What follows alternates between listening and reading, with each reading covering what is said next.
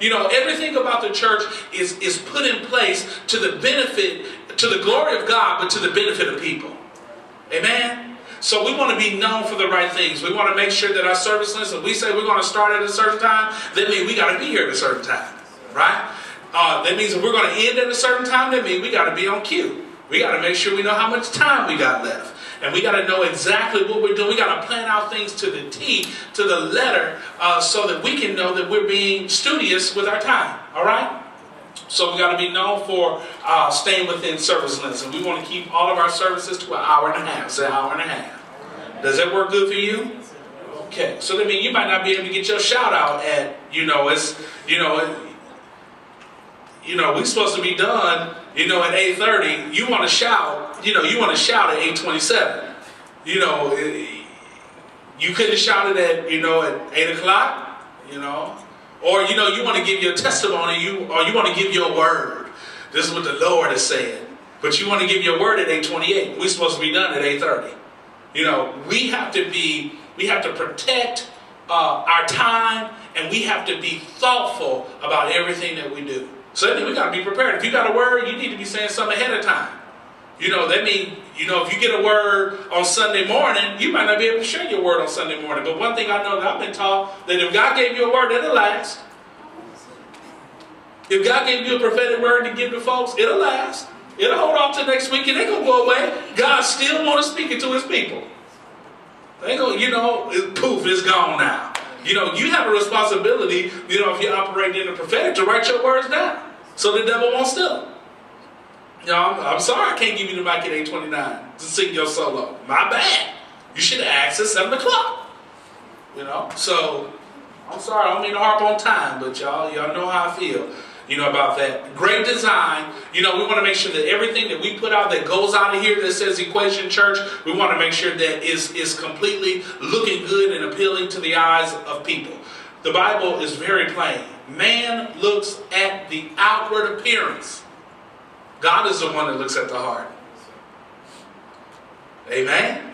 So because man looks on the outward appearance, or they look at the surface of things, we got to make sure the surface look right. And we can't just prepare a great, have a great gift, but the package is wrapped ugly. Let's make sure that we present the gift in such a way that a person would want to receive it.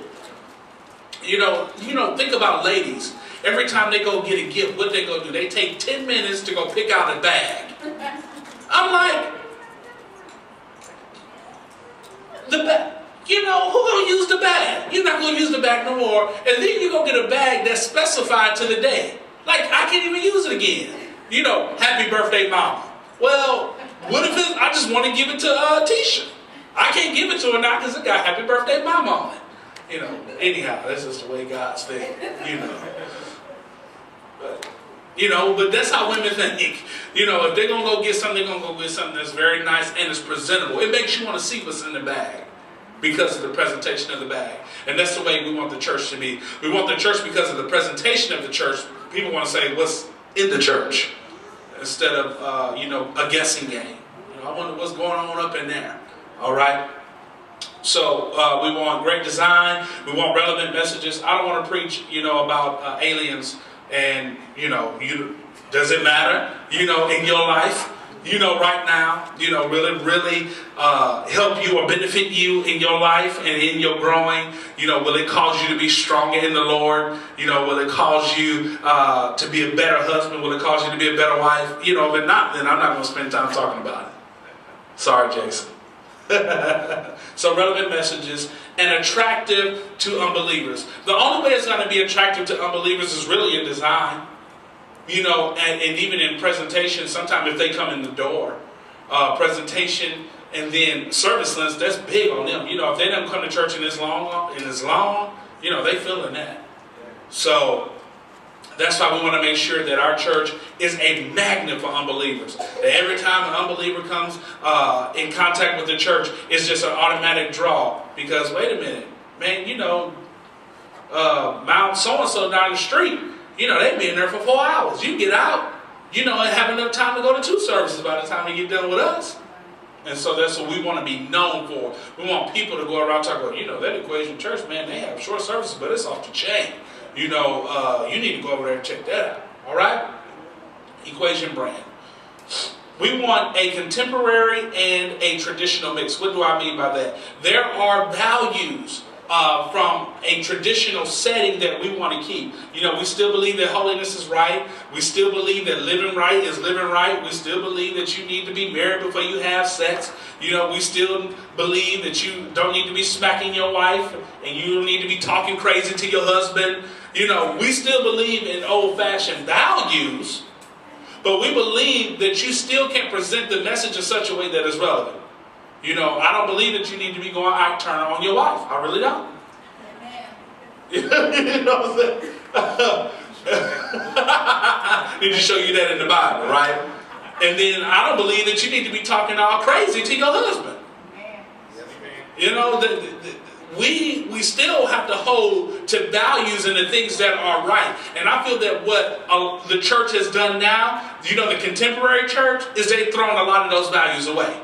And they think that it's okay, for you, to play my organ, and you sweet as sweet can be. You need to be delivered from sweet and then get back on the organ. You know what I mean? That's y'all feel me, right?